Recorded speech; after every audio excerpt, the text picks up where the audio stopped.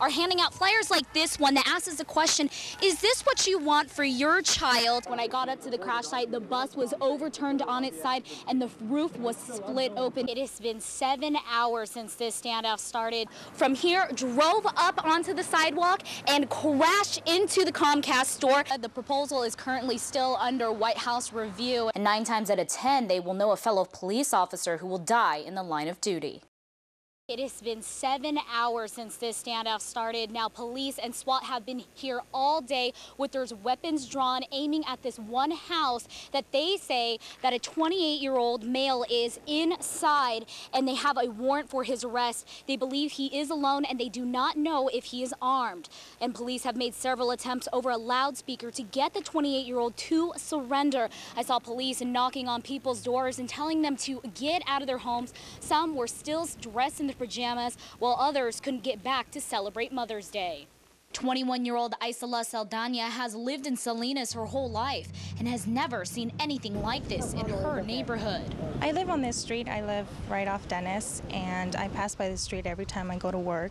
And you know, every time I pass by here, it feels like they're family-oriented, and they always have kids outside, and you know, it seems to be a pretty quiet neighborhood. She and her brother left the house at 9 and was caught by surprise when they were not allowed to return home.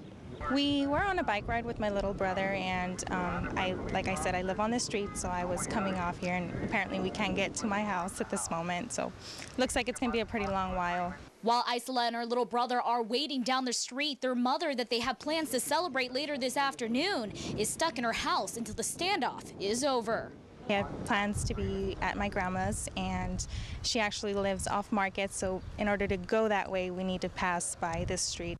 Now, other residents in the area are being told to remain indoors until this standoff is over, and I'm going to remain on the scene. When I got up to the crash site, the bus was overturned on its side and the roof was split open. Now, CHP tells me that is one of the many reasons why the passengers were ejected outside the bus. You know, when I also got up there, the guardrail was demolished and there was luggage everywhere. They're telling me that the Red Cross is coordinating housing for those who have been released out of the hospitals at local hotels, and the French consulate has been contacted. Live in Soledad, Wendy Poon, Fox 35 News. Back to you guys. It's cheap. It's cheap. There's a lot of times I drive, if it's too busy on a Saturday, Sunday, I'll drive to Marina to go to that Walmart. Some shoppers welcome a brand new Super Walmart with open arms, saying that the cheap groceries and undeniable deals will be great for those in the city of Salinas. I mean, you just look around in there and it's packed. Came here to get contacts, but when I came to get contacts, I got a whole cart just because it's a good deal. But Councilwoman Jill Lutz says the superstore raises some concerns, prompting her to push for a big box ordinance that would limit how much non-taxable food items could be sold in a retail store, greater than 100,000 square feet. So if Safeway was threatened by Walmart, if Safeway closed, what would happen to the Office Depot, to the Pier 1, to the Target? And instead of having just one empty big box, we may end up with a whole slew of empty, big box. The world's largest corporation wants to operate not just one Walmart, but 2 in Salinas. Some say that it's a bit much. I think if they're going to open the superstore, that's great. It's a good idea, but if they do that, they need to close the other one. There's no reason to have 2 of them.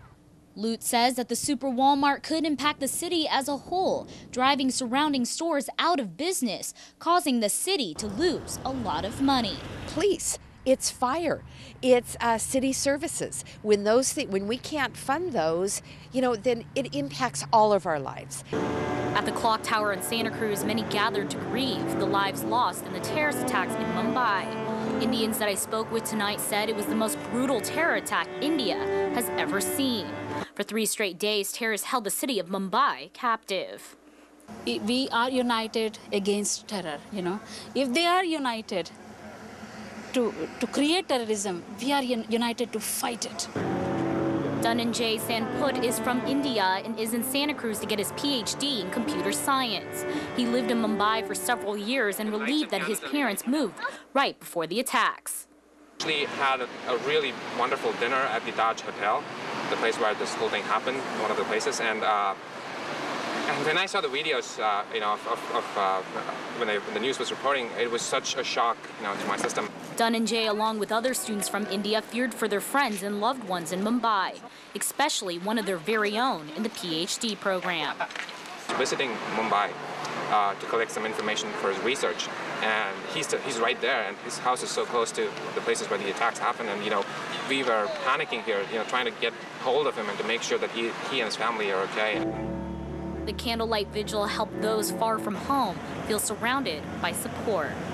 It makes us feel so wonderful that we actually do belong here as well, and there are people who got together to support us. Victor and Kelly Garcia's love of teaching brought them together 8 years ago. They have a 3-year-old little girl and live in their dream home, and they can't imagine living anywhere else until they were handed pink slips. But I've looked into what other jobs there are in Arizona, in Virginia. In certain states, they're giving them bonuses to go over to cross the state lines, like $5,000 or something. Combined, they have over 2 decades of teaching experience in California. Their love of Monterey brought them to the district just a little over 2 years ago, which puts them on the chopping block, like many other thousands of teachers that are seeing pink. It seems like every year there's more and more taken away from the schools. We lose class size reduction, maybe. With these cuts, you lose art programs and music programs and things that really help kids a lot. They both say that they are sick and tired of education being California's last priority. And although they feel that the Golden State is turning their back on teachers, their passion remains. How you help them to grow, and it's half of it is academic and half of it is socially.